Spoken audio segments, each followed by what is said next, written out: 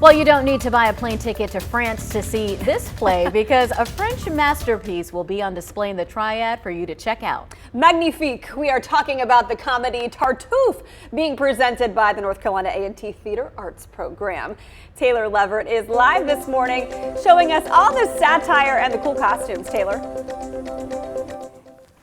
Yes, hear ye. I am here at A&T, joined by Greg Horton. He is the costume designer. I have on one of the lovely costumes for the comedy play Tartuffe. So let's get into character. What am I wearing today? So you're wearing what's called a morning coat. Okay. Gentlemen during the period would usually wear that in the mornings as they were getting ready for the day.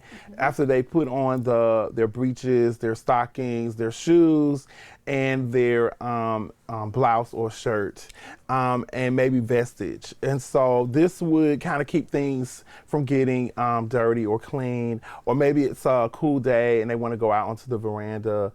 They may have their breakfast, and then the morning coat would be released before 10 or 11 o'clock in the morning. Wow. And it doesn't stop here. We also have these three other pieces here that are also in the play. Yes. So everything is about class during this period. Women who are older, and that means anyone that's 40 and up, would wear something, either a floral or a printed fabric. It would be very colorful.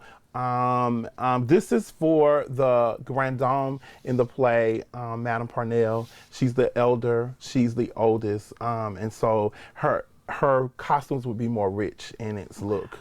This particular one in the middle is the maid, the saucy maid, in fact.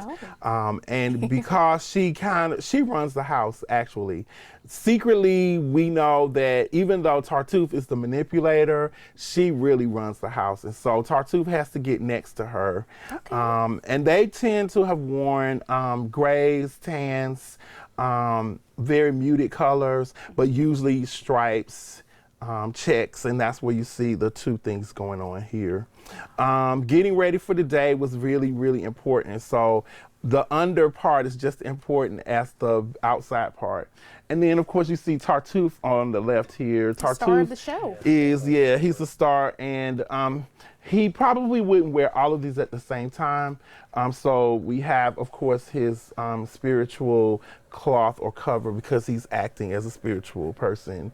And then a collar, but the collar is normal, and the ruff he would wear. And you can see he's in a tunic, pretty much. And then at the bottom, there's what's called a grace skirt.